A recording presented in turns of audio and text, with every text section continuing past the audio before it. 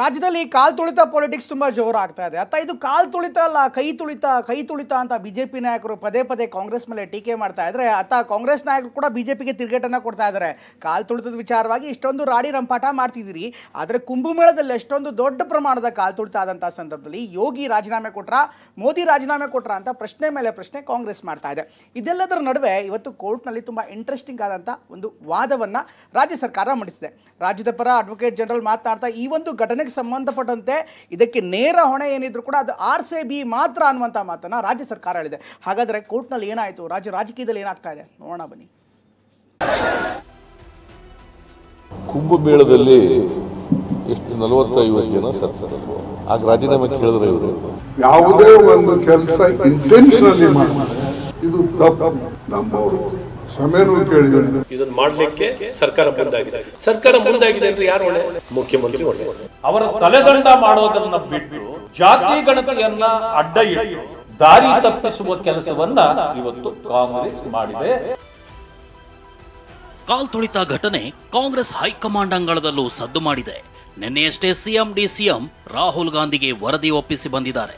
ಇದರ ನಡುವೆ ರಾಜೀನಾಮೆಗೆ ಪಟ್ಟು ಹಿಡಿದಿರೋ ಪ್ರತಿಪಕ್ಷಗಳಿಗೆ ಕೌಂಟರ್ ಕೊಟ್ಟಿದ್ದಾರೆ. ಬಿಜೆಪಿ ಸರ್ಕಾರದಲ್ಲಾದ ಕಾಲ್ ತುಳಿತ ದುರಂತಗಳನ್ನ ಮುಂದಿಟ್ಟು ಅವರದೇ ಧಾಟಿಯಲ್ಲಿ ಪ್ರಶ್ನೆ ಮಾಡ್ತಿದ್ದಾರೆ. ಕುಂಭಮೇಳ ಕಾಲ್ ತುಳಿತ ದುರಂತ ಪ್ರಸ್ತಾಪ, ಬಿಜೆಪಿಯವರು ರಾಜೀನಾಮೆ ಕೊಟ್ರಾ ಅಂತ CM ಪ್ರಶ್ನೆ. ತಮ್ಮ ರಾಜೀನಾಮೆಗೆ ಒತ್ತಾಯಿಸ್ತಿರೋ ಬಿಜೆಪಿಗೆ ಟಾಂಗ್ ಕೊಟ್ಟಿರೋ CM ಸಿದ್ದರಾಮಯ್ಯ, ಬಿಜೆಪಿಯವರು ರಾಜಕೀಯ ಲಾಭಕ್ಕಾಗಿ ರಾಜೀನಾಮೆ ಕೇಳ್ತಿದ್ದಾರೆ. ಕುಂಭಮೇಳದಲ್ಲಿ 40-50 ಜನ ಸತ್ರು, ಆಗ ರಾಜೀನಾಮೆ ಕೇಳಿದ್ರ? ಕೋವಿಡ್ ಸಂದರ್ಭದಲ್ಲಿ ಆಕ್ಸಿಜನ್ ಸಿಗದೆ ಎಷ್ಟು ಜನ ಮೃತಪಟ್ಟರು, ಆಗ ಬಸವರಾಜ ಬೊಮ್ಮಾಯಿ ರಾಜೀನಾಮೆ ಕೊಟ್ರ ಅಂತ ಪ್ರಶ್ನಿಸಿದ್ದಾರೆ. ಬಿಜೆಪಿಯವರಿಗೆ ದಾರಿ ತಪ್ಪಿಸ್ತಕ್ಕಂಥ ಕೆಲಸ ಮಾಡೋದು, ಸುಳ್ಳಿಟ್ಟು ಆಮೇಲೆ ರಾಜೀನಾಮೆ ಕೇಳೋದು. ಕುಂಭಮೇಳದಲ್ಲಿ ಎಷ್ಟು 40-50 ಜನ ಸತ್ತರಲ್ವ, ಆಗ ರಾಜೀನಾಮೆ ಕೇಳಿದ್ರೆ ಇವರು ಆಕ್ಸಿಜನ್ ಸಪ್ಲೈ ಮಾಡೋಕ್ಕಾಗದೆ ಕೋವಿಡ್ ಟೈಮ್ನಲ್ಲಿ ಎಷ್ಟು ಜನ ಸತ್ತರು, ಆಗ ಬಸವರಾಜ ಬೊಮ್ಮಾಯಿ ರಾಜೀನಾಮೆ ಕೊಟ್ರ? ಬಿಜೆಪಿಯವರು ರಾಜಕೀಯಕ್ಕೋಸ್ಕರ ರಾಜಕೀಯವಾಗಿ ಇದನ್ನು ಮಾಡ್ತಾ ಇದ್ದಾರೆ, ಅದರಲ್ಲಿ ಯಾವುದೇ ಸತ್ಯಾಂಶ ಇಲ್ಲ. ಕಲಬುರಗಿಯಲ್ಲಿ ಪ್ರತಿಕ್ರಿಯಿಸಿದ AICC ಅಧ್ಯಕ್ಷ ಮಲ್ಲಿಕಾರ್ಜುನ ಖರ್ಗೆ, ಕುಂಭಮೇಳದಲ್ಲಿ ಕಾಲ್ ತುಳಿತ ಆಯಿತು, UP CM ಯೋಗಿ ರಾಜೀನಾಮೆ ಕೊಟ್ರ ಅಂತ ಪ್ರಶ್ನಿಸಿದ್ದಾರೆ. ಕುಂಭಮೇಳದಲ್ಲಿ ಕೊಟ್ರು, ನಾನು ಅದಕ್ಕೆ ಹೇಳೋದಿಲ್ಲ. ಹೆಸರಿನಲ್ಲಿ ಕಲ್ಲು ಹಾಕಿ ಮೈ ಮೇಲೆ ಸಿಗಿಸ್ಕೊಳ್ಳೋದು, ಅಲ್ಲಂತೂ ಲಕ್ಷಾಂತರ ಜನ ಹೋದ್ರು, ಲೆಕ್ಕನೇ ಇಲ್ಲ. ಅಲ್ಲಿ ನನಗೆ ಬೈದ್ರು ಅವಾಗ ಏನು ಅಂತ. ಈಗ ಅವ್ರು ಕೊಟ್ರ ರಾಜೀನಾಮೆ. ಯೋಗಿ ಯಾವುದೇ ಒಂದು ಕೆಲಸ ಇಂಟೆನ್ಷನಲಿ ಮಾಡಿದ್ರೆ, ಪರ್ಪಸ್ ಆಗಿ ಮಾಡಿದ್ರೆ ರಾಜ್ಯದಲ್ಲಿ ನೀವಿದೆ. ಯಾವುದೋ ಒಂದು ಆಕಸ್ಮಿಕವಾಗಿ ಈ ಘಟನೆ ನಡೆದಿದೆ, ಇದು ತಪ್ಪು. ನಮ್ಮವರು ಕ್ಷಮೆನೂ ಕೇಳಿದ್ದಾರೆ. ಚಿನ್ನಸ್ವಾಮಿ ಸ್ಟೇಡಿಯಂ ಕಾರ್ಯಕ್ರಮಕ್ಕೆ ಅನುಮತಿಯೇ ಪಡೆದಿಲ್ಲ, ಇದಕ್ಕೆ CM ಹಾಗೂ DCM ಹೇಗೆ ಹೊಣೆಗಾರರಾಗ್ತಾರೆ ಅಂತ ಯತೀಂದ್ರ ಸಿದ್ದರಾಮಯ್ಯ ಪ್ರಶ್ನಿಸಿದ್ದಾರೆ. ಅವ್ರದ್ದೇನು ತಪ್ಪಿದೆ? ಅವರು ಸ್ಟೇಡಿಯಂನಲ್ಲಿ ಪರ್ಮಿಷನ್ ಕೊಟ್ಟಿದ್ದಾರೆ, ಸ್ಟೇಡಿಯಂಗೆ ಯಾರು ಪರ್ಮಿಷನ್ ಕೊಟ್ಟಿಲ್ಲ, ಪರ್ಮಿಷನ್ ಇಲ್ದೇನೆ ಇವ್ರು ಮಾಡಿದ್ದಾರೆ. ಪೊಲೀಸರಿಗೆ ಬಂದೋಬಸ್ತ್ ಸರಿಯಾಗಿ ಮಾಡ್ಕೊಳಕ್ಕಾಗಿಲ್ಲ. ಸೊ ಹಾಗಾಗಿ ತನಿಖೆ ನಡೀಲಿ.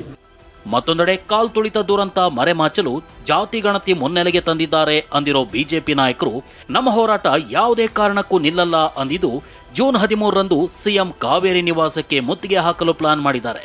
ವಿಕ್ಟ್ರಿ ಪರೇಡ್ ಮಾಡ್ಕೊಂಡಿದ್ರು, ಎಲ್ಲ ಕಡೆ ಚೆದರೋಗಿರೋರು ಜನ.